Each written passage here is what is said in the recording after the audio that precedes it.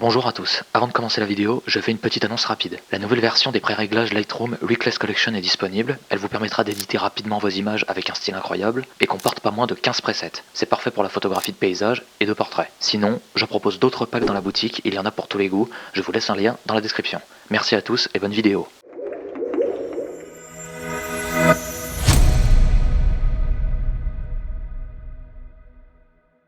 Alors, on se retrouve directement pour le deuxième épisode où je retouche les images que vous m'avez envoyées. Je vais aller directement sur Lightroom et je vais sélectionner cette première photo que j'aime beaucoup, qui m'a été envoyée par Nicolas. Voilà, je vous laisserai son Instagram dans la description. Je vais commencer par activer mes corrections. Bon là, ça a été pris, si je dis pas de bêtises, avec un DJI Mini, je crois, vu le format vertical. Bon, j'ai un peu la flemme d'aller chercher la caméra précise pour corriger, on va dire, les distorsions de l'écran. On va laisser comme ça. Je vais directement aller chercher un pré-réglage pour cette image. Cette collection-là, le Dark and Moody, j'aime beaucoup. Alors bon, là, on a déjà un rendu très cool avec le vert. Je vais regarder directement avec les nouvelles fonctionnalités de Lightroom, c'est super intéressant. On va sélectionner le paysage et là il va me détecter en fait toutes les phases dans l'image. Vous voyez, il m'a sélectionné le ciel, la montagne, la végétation, l'eau. C'est un bon gain de temps, on va dire, pour la création de masques. Je vais tous les sélectionner et je vais bien vérifier que créer 4 masques distincts soit sélectionné. Donc là je vais faire créer. Voilà, ça m'a sélectionné les masques. Je sais pas si je vais tout utiliser, mais je vais déjà sélectionner la montagne ici, qui est déjà on va dire une valeur un peu cool. Je vais pouvoir soustraire à ça. Je vais faire soustraire. Je crois que je vais faire un dégradé linéaire. Pour commencer, on va regarder ce qu'il me propose. Hop. Voilà, comme ça m'a bien supprimé ce dont je ne veux pas dans le filtre. Hop, je valide. Je vais aller récupérer un petit peu de détails ici. Hop, faut bien que je le sélectionne. Je vais aller monter un petit peu l'exposition. Alors, je vais pas trop en faire non plus pour pas que ce soit abusé. Surtout qu'après, on risque de voir la démarcation du masque. Enfin, on va dire que c'est assez bien fait. Mais voilà, je vais pas mettre à 0,20, c'est très bien. Je vais booster un petit peu le contraste. Et je vais aller descendre plus bas et puis je vais aller regarder ma clarté et je vais la faire monter un petit peu. Bon, allez, je vais mettre à 10 ou 11, quelque chose comme ça, c'est très bien. Ensuite, je vais directement sélectionner le masque du ciel et je vais essayer d'aller récupérer un petit peu de détails. Donc là, à l'inverse, en baissant l'exposition, ça donne tout de suite un côté, on va dire, bien plus sombre, bien plus moody, si je peux dire, à l'image. Et on récupère un peu de détails. Donc là, pareil, je vais mettre une valeur. Je vais toujours regarder un petit peu l'histogramme ici, là, quand est-ce que le pic à droite descend un peu. On récupère pas mal de détails. Il n'y a plus du tout de zone cramée, donc c'est top. Même si, bon, je vais pas non plus pousser le truc à fond. Franchement, allez, moins 0,50, c'est très bien. Je vais baisser un tout petit peu les hautes lumières, un petit peu les noirs. Si je fais un petit avant, après, c'est déjà pas mal. J'ai oublié de faire, ça bien sûr, j'essaie toujours de le faire en amont, voire même avant d'appliquer un pré-réglage, ou alors juste après avoir appliqué un pré-réglage, mais on a la balance des blanches. Je regarde toujours ce que Lightroom propose avec le mode auto. Voilà, ça va pas du tout, parce qu'il va me faire des valeurs un peu plus chaudes, et là, un peu plus chaude et plus magenta, et j'aime pas spécialement avec le rendu global de l'image. Donc après je vais aller affiner moi-même. J'aurais bien refroidi un tout petit peu. Je crois qu'une valeur de 5200 c'est pas mal. Ouais, non, même pas, je vais rester à 5400, c'est très bien. Et pour la nuance, je pense que je vais pas y toucher. Là la balance des blancs elle est déjà très bien, on va dire, de base, donc sinon c'est ou trop vert ou trop magenta. À la limite, allez, pour casser un tout petit peu le vert, je vais mettre une valeur de 10. Ouais, voilà, là c'est un tout petit peu plus équilibré, c'est très très cool. Là, de toute façon, quand je regarde mon histogramme, on a déjà une très bonne valeur d'exposition, on est déjà pas mal. Je vais aller jouer quand même un peu avec mes effets. Je trouve que ça manque un petit peu de contraste, alors je vais booster un petit peu mes contrastes. Et je vais surtout corriger un petit peu le voile, parce que quand c'est comme ça, quand on prend la photo un petit peu en altitude, surtout avec ce genre de paysage, c'est normal qu'il y ait un peu de voile atmosphérique. Pour corriger ça, j'utilise toujours l'outil de correction du voile. Donc si on va dans des grosses valeurs, c'est tout de suite abusé. L'effet est un peu trop puissant, mais voilà, si je veux mettre juste une petite valeur de plus 5 ou plus 10... Allez, je vais mettre plus 10, là c'est vraiment pas mal. On a déjà un très bon rendu, je vais me créer un nouveau masque. Hop, un nouveau masque radial comme ça. C'est assez grossier, mais je vais le faire très très léger, donc ça n'a pas besoin d'être ultra précis. Et je vais remonter vraiment juste d'un cran l'exposition, parce que je trouvais que ça manquait un peu dans l'autre masque. Et si je le fais pas, c'est juste que en fait les contours du masque de sélection que j'ai fait tout à l'heure de manière automatique par Lightroom, c'est un peu trop visible quoi. Si jamais je pousse dans les valeurs d'exposition, ça se voit un peu trop. Que là je peux régler directement mon contour progressif. Je le mets tout le temps au maximum, sauf vraiment dans de rares cas. Là sinon je le mets tout le temps au max. Donc voilà, là je le mets ici. Je fais un petit avant-après. C'est vraiment très léger, mais j'aime déjà bien. Je vais booster une chouille les blancs. Voilà, bon là on a déjà un rendu vraiment super cool avec un beau contraste. Je vais aller corriger un petit peu l'image s'il y a moyen là d'effacer les petites distractions on va dire du bas. Donc en général pour faire ça j'utilise Photoshop qui a vraiment un paquet d'outils surpuissants maintenant, mais c'est vrai qu'avec Lightroom bon là ça m'évite d'ouvrir Photoshop, surtout que ça le fait assez bien. On va dire que ça s'est bien amélioré depuis pas mal de temps, donc ouais nickel hein. Franchement c'est déjà vraiment pas mal rien qu'avec Lightroom. Alors ça, on va tout le supprimer comme ça. Alors je pourrais utiliser la suppression générative, mais on va dire que là, ça utilise un petit peu plus de compétences de l'ordinateur. Donc même si voilà, normalement la machine, elle devrait tenir, j'essaye de faire ça avec les outils de base.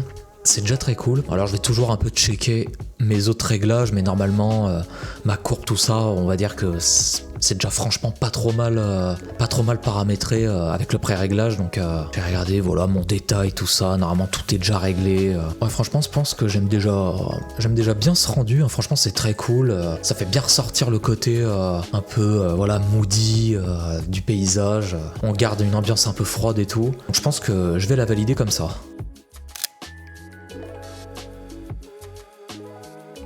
Voilà, on va pouvoir directement passer à la seconde image. Alors je vais essayer de faire celle-ci parce que je voulais la faire dans la précédente vidéo, mais avec le logiciel de capture c'était une tannée, donc là j'espère que ça va fonctionner. Alors ça c'est une photographie super cool de Clément. Pareil, je vous laisserai son Insta dans la description. Photographie de portrait cette fois. Je crois que je vais encore utiliser un preset, hein, désolé pour ça. J'en avais déjà repéré un en amont que j'aimais bien, le Blue Vibe pour portrait. Alors il est très cool, mais c'est vrai que je vais faire un peu je vais bien évidemment faire quelques modifications.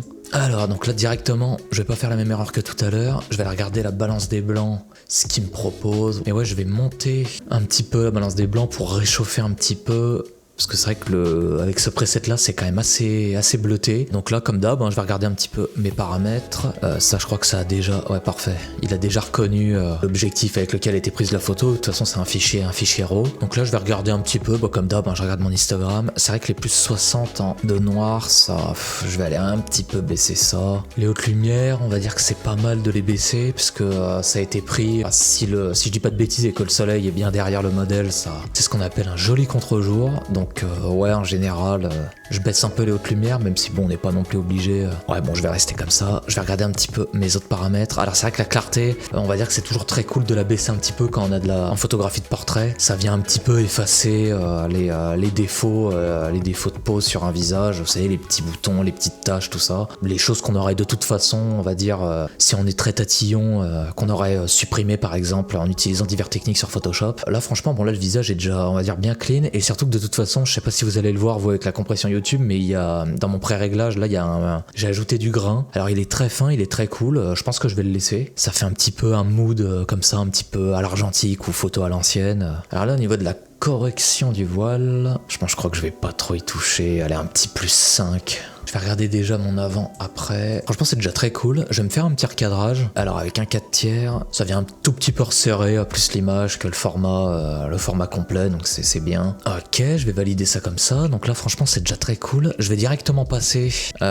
sur mes masques. Et là, encore pareil, on va utiliser l'intelligence artificielle de Lightroom qu'ils ont fait dernièrement. Donc là, il me capte directement en fait le personnage. Vous voyez, juste ici. Je peux cliquer dessus. Et là, comme d'hab, il va me proposer un paquet de filtres. En fait, vous voyez, il peut me détecter les lèvres, les iris, les sourcils, la peau, tout ça. Enfin, il y a plein de trucs. Je crois il y a même les vêtements. Alors, c'est pas parfait, mais on va dire pour faire des petites retouches. Généralement, on pourrait utiliser Photoshop. Il y en a, ils aiment bien utiliser Photoshop pour être vraiment très précis, tout ça, pour les retoucher, on va dire les yeux, la peau, supprimer les petits défauts, tout ça. Moi, je pense que je vais rester avec cette image sur Lightroom. Ça va largement suffire. Donc là, je vais directement aller sélectionner les yeux. C'est vrai qu'on a le fond de l'œil comme ça, et puis mais aussi les iris. Alors, je vais me faire 2 masques. Non, je vais pas séparer les masques là comme tout à l'heure, je vais garder ça comme ça. Est-ce qu'il y en a pas un autre que je ferais? Je vais me sélectionner un peu du visage et je vais bel et bien les différencier en créant 3 masques distincts ici. Donc là on va travailler directement sur l'exposition des yeux. Alors là pareil, hein, on peut pas trop en faire des caisses parce que ça va assez rapidement casser l'image. Augmenter un peu l'exposition, un tout petit peu le contraste, les hautes lumières, vraiment pas beaucoup. C'est pour redonner un tout petit peu, on va dire que les yeux sont un petit peu plus visibles. Si je monte dans des valeurs énormes, hein, bien sûr ça fait n'importe quoi, mais... Voilà, je vais monter un petit peu les blancs. Je vais regarder un petit peu au niveau de la saturation. Je vais regarder si je peux redonner un petit peu de couleur avec le curseur de teinte. Donc là, c'est pour carrément peindre en fait la zone. Hein. Vous voyez, si je vais à fond dans les valeurs de bleu, turquoise, vert, tout ça, ça me peint le truc. Mais si on fait une petite teinte vraiment pas abusée, je vais regarder, je vais m'éloigner un peu, je vais valider comme ça et je vais regarder si ça le fait. Ouais, je trouve ça un peu fort. Je crois que je vais retourner ici et je vais passer ça en 0.05. Ouais, c'est vachement mieux. Voilà, c'était vraiment une chouille trop fort en exposition, là, en lumière, surtout dans l'œil gauche, puis il est un petit peu plus exposé que l'autre. Je vais aller regarder le fond de l'œil comme ça, s'il n'y a pas moyen de... Alors là, pareil, hein, si on va à fond, ça fait n'importe quoi, mais je pense qu'il y a moyen de mettre juste voilà, un plus 0,10 comme ça. Ouais, alors c'est assez léger, mais j'aime bien, on garde le côté un peu réaliste et tout. C'est franchement très cool. Je vais aller regarder un petit peu au niveau du 3e masque que j'avais créé tout à l'heure. Regardez un petit peu le visage, pareil, ouais, on va l'exposer. Là, c'est tout de suite bien creepy, là. Alors, je vais monter, allez, comme d'hab, 0,10. On va redonner un tout petit peu de haute lumière, tout petit peu d'ombre, et vraiment un tout petit peu de blanc. Ça m'a l'air un peu fort encore, mais je vais regarder. Je vais faire un avant-après directement avec le masque concerné. C'est pas mal, on regagne un peu de détails, un peu d'exposition et tout. C'est un peu plus centré sur le visage du modèle, franchement j'aime bien. J'hésite à faire un masque de vignotage peut-être là-dessus. Est-ce que ça va le faire? Bon, j'essaye, hein. Un masque un peu comme ça. Je vais le faire assez grossier. Comme ça c'est peut-être bien. Alors regardez, je crois que je peux l'inverser, si je dis pas de bêtises. Voilà, inverser le masque. Voilà, et là du coup je vais baisser mon contour progressif. Je sais pas c'est quoi la valeur, soit 50. Bon, je vais essayer 55. Je vais venir baisser l'exposition et là vous voyez, ouais, ça me fait un vignotage mais on va dire bien plus précis que si j'avais utilisé le vignotage de Lightroom, parce qu'il y a un outil vignotage pour ça. Et là franchement, ouais, on va baisser un tout petit peu l'exposition. Franchement ça m'a l'air top comme ça. Franchement on a déjà un rendu assez cool. Donc ça c'est la photo avant, après. Je trouve qu'on a vraiment un mood un peu vintage, très froid, mais ça va bien avec l'ambiance de l'image. Non, franchement, c'est très bien. Hein. Moi, je pense que je vais valider cette image comme ça. On va directement passer à la 3e image. Pour éviter de me faire taper sur les doigts, je vais la retoucher manuellement. En plus, elle est assez intéressante et tout. Vous allez voir, on va se servir aussi un petit peu de Photoshop pour celle-ci. Donc pareil, une photographie très cool qui m'a été envoyée par Kylian. Donc de nouveau, je vous laisserai le lien juste en dessous dans la description si vous souhaitez aller voir les Instagram. Pour une retouche manuelle, et bah comme d'hab, on va se faire une petite balance des blancs. Je vais aller me la réchauffer une chouille. Je vais passer à 6200. Je vais aller équilibrer en rajoutant un tout petit peu de magenta. Alors bon, déjà le cadrage. Donc moi je l'aime déjà bien. J'aurais presque envie de la laisser comme ça, ou est-ce que peut-être un 16/9 ça le ferait? Oh allez, et soyons fous, on va utiliser un 16/9. Voilà, comme ça on a une belle photo bien large et tout, parfait pour genre je sais pas moi, un fond d'écran. Alors je vais regarder un petit peu mon exposition. Bon bah comme d'hab, l'histogramme il est bien réparti, il est assez au milieu, tout ça. Je vais aller baisser mes hautes lumières, mais vraiment pas beaucoup, parce que sont pas du tout spécialement fortes. Je vais aller relever mes ombres, comme ça on va y voir un petit peu plus clair. Alors les blancs, je pense que je vais les baisser. Les noirs en ce moment, j'aime bien les baisser assez fort, ça fait tout de suite ça donne tout de suite un côté bien puissant à l'image. Donc je fais toujours plus ou moins à l'œil nu, hein, en regardant l'écran, même si je vais toujours checker un peu mon histogramme pour voir si j'ai pas perdu de l'information dans les basses lumières ou dans les hautes. Donc là franchement, allez, mettre un -20, c'est bien. Je vais aller comme d'hab, régler ma clarté. Alors là je crois que je vais pas mal la baisser, mettre à genre -20, -25, un truc comme ça. Ça vient vraiment donner comme ça l'image va être elle est très douce quoi. Bon, elle est déjà assez douce parce que j'imagine que ça a été pris alors je sais pas si c'est levé ou coucher de soleil, mais c'est quand même déjà assez doux. Regardez au niveau de la correction du voile, je vais mettre un petit +5 même si c'est pas spécialement voilé. Voilà, là c'est vraiment déjà des petits ajustements. Ouais, c'est assez léger mais on va dire que j'aime déjà bien comme ça. Je vais passer à ma courbe, c'est elle qui va me faire un beau contraste. comme d'hab, un peu courbe, un peu en S, comme ça. Ça donne tout de suite un contraste magnifique. Alors là, je vais aller un petit peu, vous voyez, comme ça, baisser mes hautes lumières. Alors si j'y vais à fond, bon, ça fait un rendu absolument, vous voyez, ça vient complètement m'écraser sur l'histogramme ici, les pixels, quoi. On perd, ça vient complètement écraser les pixels. Mais si je le fais un peu, vous voyez, ça reste assez sympa, surtout notamment ici, là, vers les vagues et tout. Ça donne un côté encore plus doux.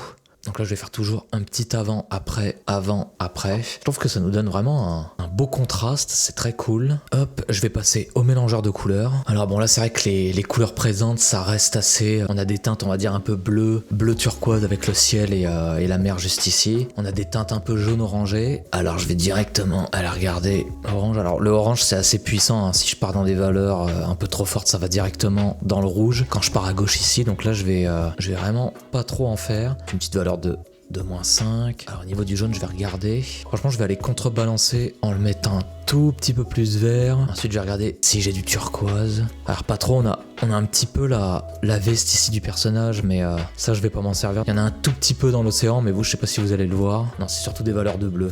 Donc là, je vais aller le faire devenir un peu plus turquoise comme ça. Je pense une petite valeur de -10, on est bien. Je vais regarder au niveau de ma saturation. Et bah franchement, pour une fois, je vais un peu plus saturer mes bleus. Pendant que je suis sur le bleu, je vais aller regarder dans ma luminance. Alors ça, je pense que je vais aller la baisser un tout petit peu comme ça. On va regagner un petit peu de détail. À une petite valeur de -15, ça sera parfait. Je fais très souvent des petits avant-après en utilisant les petits yeux là juste ici pour voir un petit peu vraiment juste ce que je suis en train de faire avec l'effet actuel. Là, c'est super cool. Je vais quand même aller regarder la saturation des jaunes. Alors, on va les baisser un tout petit peu. De toute façon, c'est surtout des teintes de orange, hein. Là, vous voyez, quand je les mets à fond, on voit que tout ce qui est montagne, le sol juste ici, même les véhicules, ils prennent la couleur du orange. Je pense que je vais les baisser, mais vraiment un tout petit peu. Donc là, si je fais un avant, après, ouais, c'est déjà très cool. C'est directement un color grading. Là, je vais direct, parce que je pense qu'avec cette photo, ça va grave le faire. Je vais aller teindre un petit peu mes ombres, vous voyez, mais en bleu comme ça. Puis une petite valeur de 7, ça le fait. Ouais, c'est assez léger, j'aime bien. C'est pas mal. Dans mes hautes lumières, je vais regarder si, là, à l'inverse, je peux pas faire une couleur plus orangée. Je pense que je vais faire ça. Alors, du coup, je vais pas trop... Ah, c'est une petite valeur de 10, ça le fait. Alors, c'est très léger. C'est très léger, hein. Je sais même pas si vous, avec la compression de YouTube, vous allez voir les petits ajustements comme ça, mais... Et au niveau de mes hautes lumières, je sais pas, 13 ou plus peut-être. Ouais, je crois que je vais faire plus. Ouais, nickel. C'est un petit peu plus fort, mais au moins, voilà, ça se voit qu'il y a l'effet un tout petit peu plus prononcé. C'est assez intéressant. Ma luminance des hautes lumières, mais vraiment un tout petit peu. Et je vais regarder pour baisser la luminance. Ouais, pareil, un tout petit peu. Je vais venir baisser la luminance des ombres. Alors, je vais m'occuper du détail. Clac.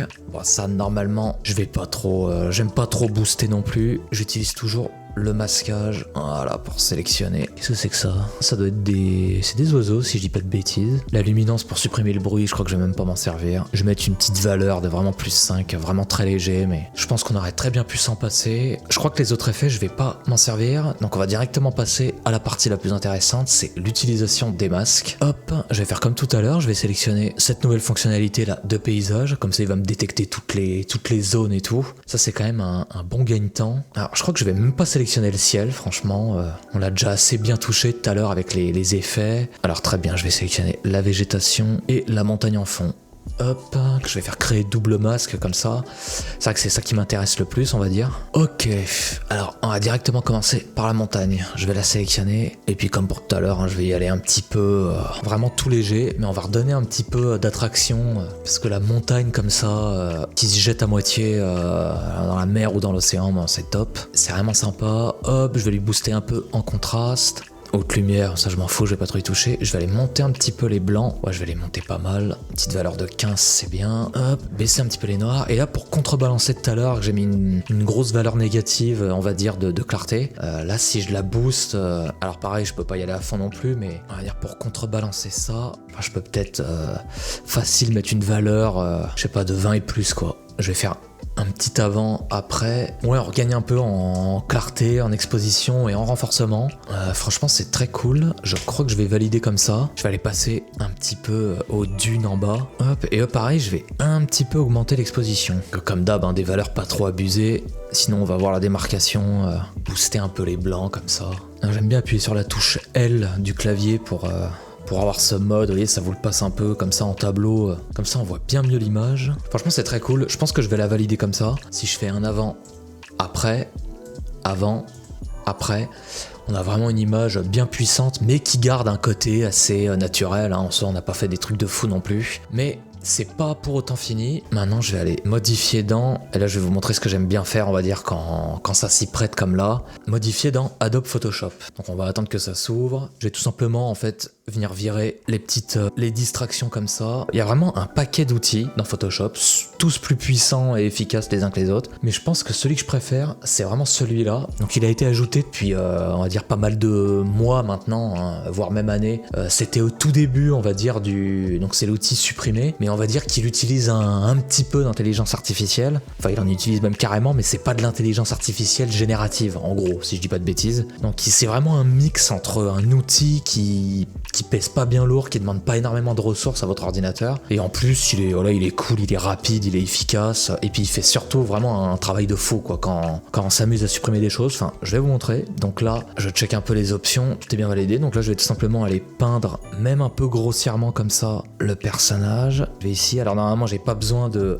tout peindre. Dès que je vais relâcher ma souris, il va tout sélectionner l'intérieur. Voilà, nickel. Et voilà. Vous voyez, là j'ai rien touché au montage, hein. En une seconde, il a tout viré. C'est vraiment, et franchement c'est pas mal quoi. Il a recréé un peu de la terre et tout, mais alors peut-être que je dis des bêtises, hein, il utilise un petit peu de trucs génératifs, mais franchement je crois pas, vu que en fait il se base tout simplement sur les anciens outils, l'outil correcteur localisé et l'outil correcteur, et là c'est vraiment l'outil supprimé qu'il faut utiliser. C'est le petit outil comme ça, là il ressemble à, je sais pas, une espèce de sparadrap avec des petites étoiles, et franchement il est cool. Donc là après je peux bien sûr repasser un coup vraiment sur les mini détails pour que ce soit nickel, mais là franchement c'est nickel quoi. Je vais aller m'occuper de ce deuxième personnage. Donc pareil, je resélectionne mon outil, alors là je vais sélectionner comme ça dans un premier temps. J'irai m'occuper des espèces de bâtons. Ah non, c'est pas un bâton, c'est un trépied, je crois, qui tient. Ouais, bon, on va dire que j'aurais pu faire ça en même temps, c'est pas grave. N'hésitez pas à me dire ce que vous en pensez en commentaire, mais je trouve vraiment que cet outil,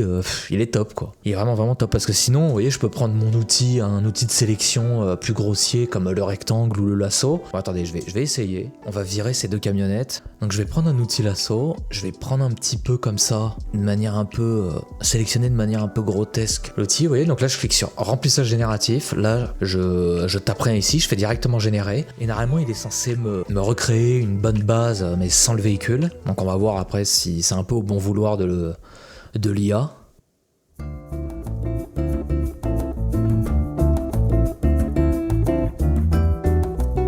Alors là ça met un peu plus de temps, je sais pas s'il galère ou quoi. Ah ouais, bon là je retire ce que j'ai dit, c'est un truc de ouf. C'est vrai que je l'avais déjà utilisé hein, de temps en temps, mais c'est vrai que pour des trucs c'était un peu plus complexe. Là c'est un truc de fou là. En fait ça crée un masque directement ici, donc je peux regarder un avant-après. Ah ouais non, c'est un truc de fou. Bon là je fais un peu l'étonné, hein. Comme je vous dis, j'ai déjà essayé, hein. En fait pour supprimer certains objets, effectivement je me sers de cette on va dire de cette technique là. Avec l'IA ça fonctionne bien. Bah écoutez, on va faire ça pour le deuxième véhicule, parce que lui je voulais le supprimer. Donc pareil, je vais prendre un lasso. Je sélectionne, tac, remplissage génératif. Là, je fais générer. Après, c'est vrai qu'il y a il y a vraiment, on va dire, un paquet de façons.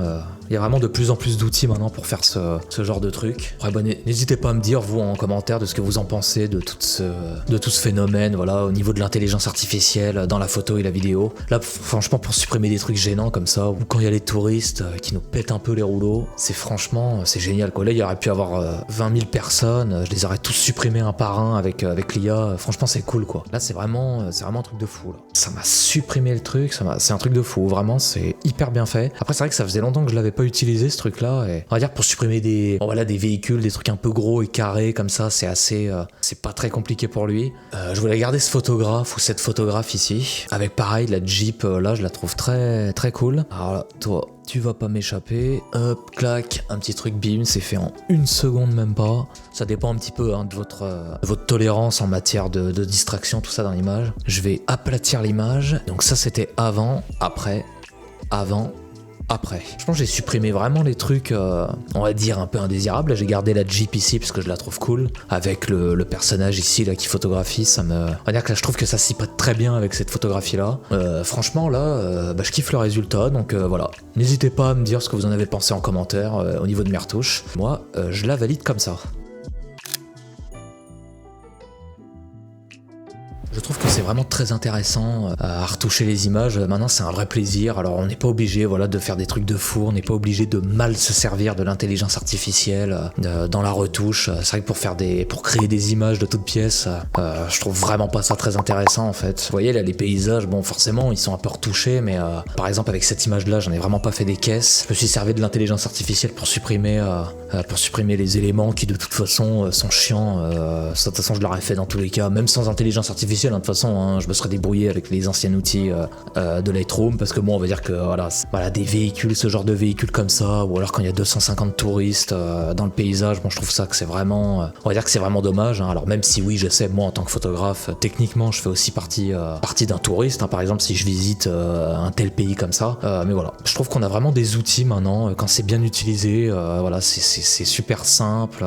On fait des trucs de fou, c'est surtout assez rapide et accessible, donc voilà. Bah, n'hésitez pas à me dire en commentaire vous de ce que vous pensez de tout ça, de l'intelligence artificielle dans l'image, tout ça, ça m'intéresse. Cette vidéo est maintenant terminée, j'espère qu'elle vous aura plu. N'hésitez pas à lâcher un like et à vous abonner, ça fait toujours plaisir. Suivez-moi sur Instagram pour plus de contenu photo. Voilà, j'essaie d'être actif le plus possible sur ce réseau social. Donc n'hésitez pas à me suivre, je vous laisse un lien dans la description. Et puis nous on se retrouve dans une prochaine vidéo, donc salut.